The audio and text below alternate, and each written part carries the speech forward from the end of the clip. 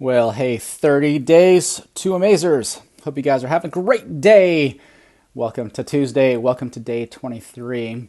Day 23 out of 30 days to Amaze means we've got 1 week left. So, yeah, a week from now, we will be officially done. We'll have some other kind of housekeeping details, and the group will be open for a little bit longer after a week. But man, 1 week left.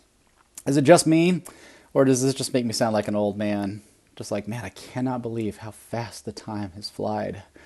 This February, man, it has just like gone by so fast. Maybe more so than other months. Maybe it's just because this month has less days than most.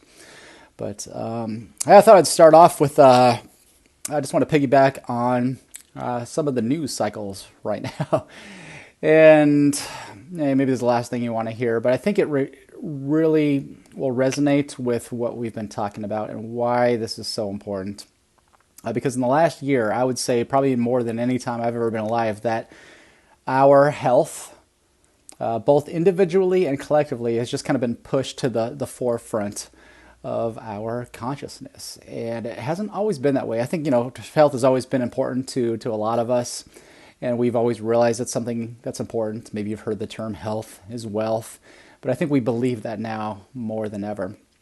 And a couple of the headlines yesterday, I'm sure you saw it, were that we're approaching this number, and in a couple hours, we're going to have 500,000 people in this country that are dead from COVID-19. And just for a second, just for argument's sake, let's just take that number as just gospel truth, because I know there's some shady stuff when it comes to those numbers. Whether you believe it or not, that's not the point of this conversation. But okay, 500,000, that's 500,000 people, and that's pretty grim. So you're going to have the president come out and do kind of a memorial service for everybody. And I don't want to discount the fact of 500,000 people dying because of COVID-19. And then Dr. Fauci got on the news last night and was talking about this number and saying that we have done worse than any other country in the world in terms of masking and social distancing and all that kind of stuff. So we're like the world leader in bad management of this disease and this virus. And I kind of agree with him on that because, and again, he's probably coming at it from a different perspective, but I was just kind of curious. So I went to the CDC website today and found out some scary statistics, but also just like it was surprising in a lot of ways, in some ways not so surprising. What was not surprising was that, yeah, I do believe that we are the world leader in mismanaging this because we have more comorbidities, that's a hard word to say, comorbidities than any nation that's ever walked the face of the earth. If you don't know what a comorbidity is, that could be, I just put a list on our Facebook group of 305 of some common chronic-related, diet-related degenerative diseases. And so that's just the tip of the iceberg. That list continues to grow. Maybe you've had a couple of those on there. Maybe obviously you know someone that's had one or more of those things. And the CDC says that of the deaths that we've counted so far, that the average, I just wrap your head around this for a second, okay? That the average of someone who has died of COVID-19 related death has an average of 3.8 comorbidities. 3.8. I heard it was like 2.6. I don't know if that number has climbed or if it was just underreported, but that's according to the CDC website, that of every death, 94% of the deaths have 3.8 as an average comorbidities. It means there's other factors. The big ones, the most popular ones are, the heart disease, cancer, type 2 diabetes, hypertension, some of the big ones, but there's a lot of other ones as well too. And it obviously is playing a factor. It's playing a factor in 94% of the deaths that are counted, which means that they said that 6% of the deaths are COVID-19 and that's it. So that 6% of 500,000, that's 30,000. And I'm not trying to balk it. Well, I'm not going to go down that path right now, but 30,000 people, if I'm taking everything that they're saying as gospel truth, have died of just a virus. Just a virus.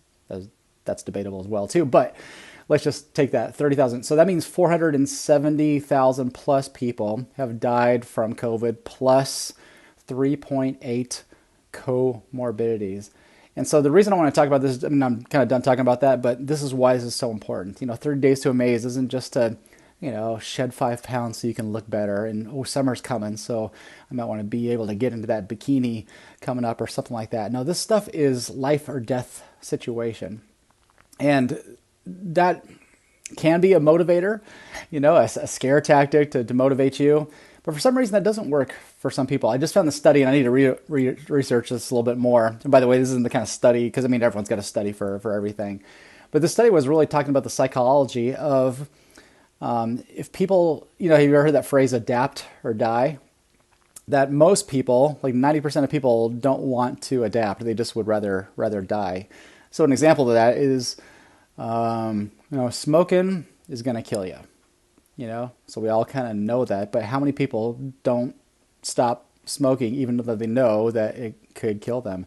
And then they're shocked to find out when they get lung cancer, like at 70 years of age, like, oh my gosh, lung cancer, this is so devastating news. Yeah, you've been smoking cigarettes for the last 30 years. Like, this should not be a surprise to you. Maybe you drink too much alcohol and it's like, this is going to kill you if you continue to do this. And I'm like, nah, I'd rather just not adapt. I would rather just die. I'm making light of that, but that's actually what happens. There's something psychologically in this that doesn't, we don't see the warning signs, and we don't take heed when it comes to these things. But hey, if you're in this group and you've invested this time and this money to be here and to be active on our groups and stuff like that, then you are invested. And that you have said, hey, this health thing is super important, and it's more important than maybe I'm even letting on. It is life or death kind of situation. And coming at it more of a positive way, I should say, in addition to that, we're doing this because we're not just trying to live like a long life. That's a big part of it. I think we all should live as long as we possibly can. I think that's a great motivator for continuing to do these changes. But operating our lives with vitality and joy and happiness and feeling good. All right. For me, health is more than just survival. I think survival is kind of our collective definition of what it means when we say public health. That's usually what it means. It's let's just survive. Let's just get through this. Just keep our hearts beating. And for me, health is just I'm trying to ratchet that up a lot more than that. That health is about feeling great every single day and operating with as much health and vitality and joy as possible, not only for your own life, but so that you can love and serve others with that energy that you have, that feeling good. It's really tough to kind of show up in life when you have 3.8 or more of the chronic illnesses of those 305 current illnesses. It's really, really tough, if not impossible. So that's why the things that we can control, if we can change, if we're willing to not die, if we are willing to adapt instead of dying, which we're saying dying is not an option for us right now. It's going to happen to all of us eventually, but right now, what I'm going to do is I'm going to adapt. That means I'm going to change what I can control. You're not going to be able to control everything. I'm probably getting blasted right now with radiation from my cell phone and a camera here, electricity here, and 5G through the atmosphere here in my city. So, there's some things that I can't control, but there's some things that I can. I can control what we've talked about. I can control how much I allow, or how little of the unholy trinity of foods I allow to be part of my diet. I can control my response to stress, like we talked about yesterday. I can control the types of exercise, how much exercise I get, the daily movements that I get, changing my position from just not being stagnant all day long. So those are the things that I can do that are going to bring about me feeling and operating at an optimal level. And so, yeah, you got to figure that stuff out. Not just so that you'll stave off disease, you'll survive another day, but that you'll begin to appreciate and love life. I think I've said this before as well too, but if health will be your number one priority someday. I know I've said this before, but it's worth saying again. It will be your number one priority someday. And when it is your number one priority, it's the only thing you think about. It's the only thing you care about. It's the only thing that preoccupies your mind. So why not do it now while you still have the chance, rather than when it's too late? Because it's coming for all of us. It's coming for all of us. So make your health a priority today, and not only will you benefit, not only will others around you benefit. I think if we did this collectively, if we did this as a nation, as a world, I mean, how much better would we be off? I would love for nothing more Dr. Fauci to get on CNN a year from now and just say, I don't know what happened, but man, we are doing great as a nation. Everyone's healthy now. Everyone's prioritizing their health. They're getting out. They're getting movement. They're getting vitamin D. They're getting all the McDonald's are shut down. They're just lack of business. Junk food corporations are going out of business. Everyone's eating grass-fed meats and things like that. I mean, wouldn't that be cool? I'd like to hear that kind of story and have the results be so much better. Okay, enough about that.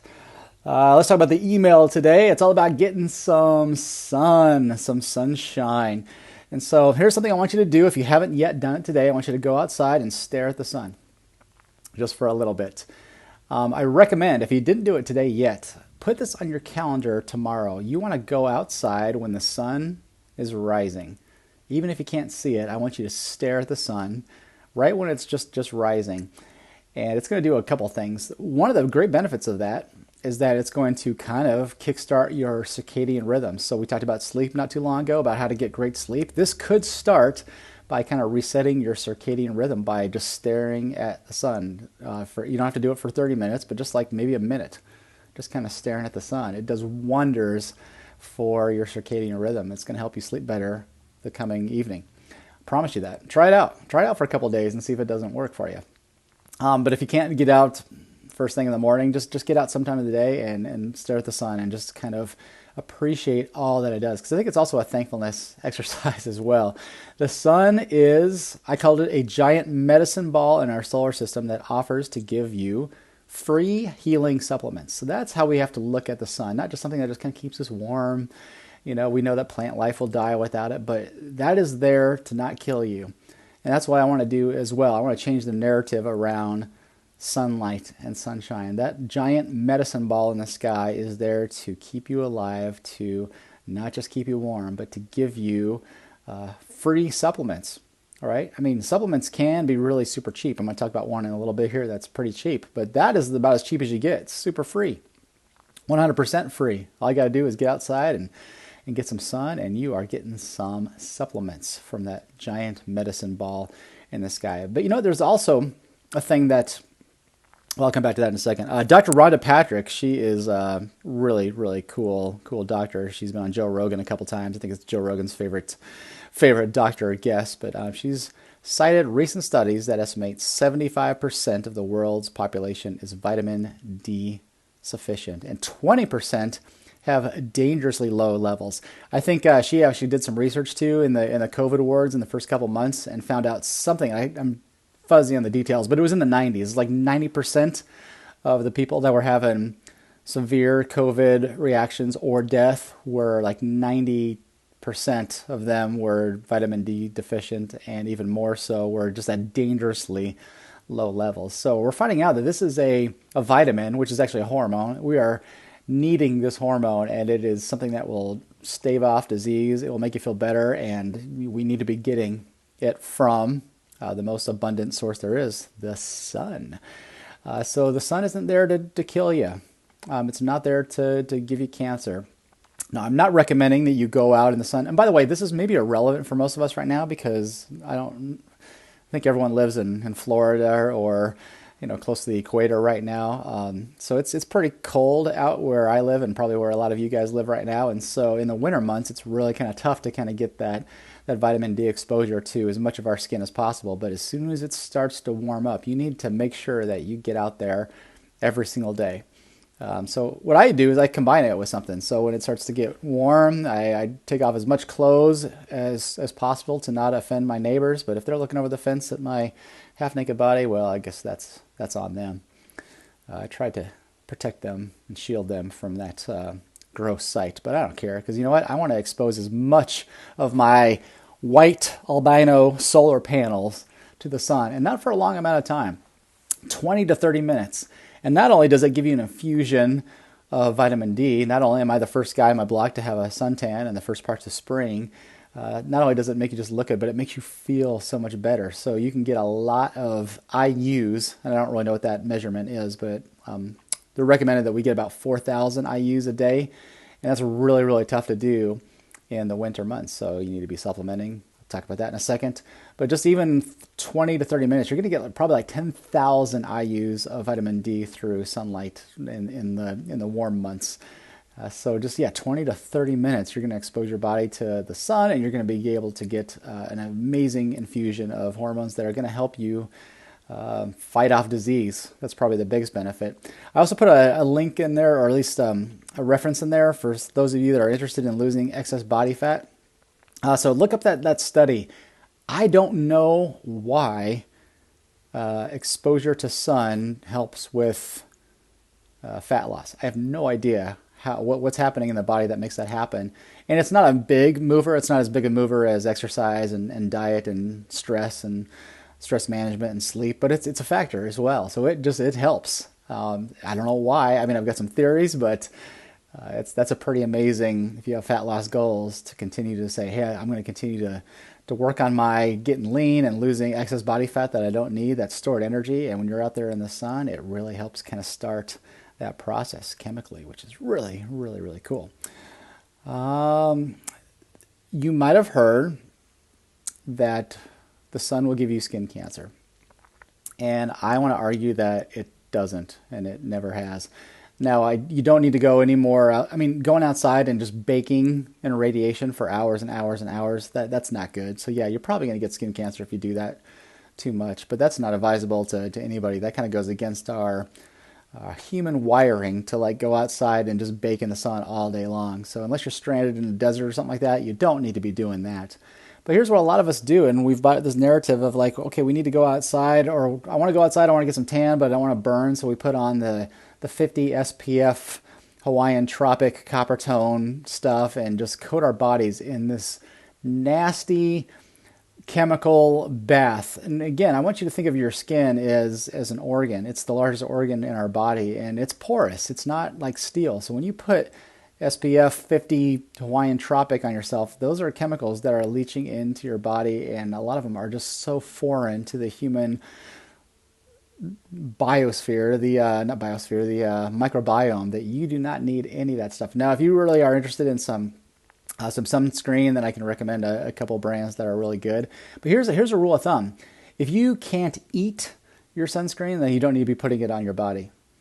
So it needs to be edible. That probably doesn't sound like a really delicious meal, but think about that. You don't want to have any sort of non-food-like substance like coated all over your body. You don't need a bunch of chemicals and all that leaching through your system. And those are, we kind of talked about that a couple days ago too. Those are endocrine, I can't remember the name of it. But if you are, you don't need more estrogen producers. So if you're a guy, you don't need to be putting that stuff on all over your body unless you really want man boobs, if that's a goal for you. Yeah, as a guy, you want a lot less estrogen from other sources.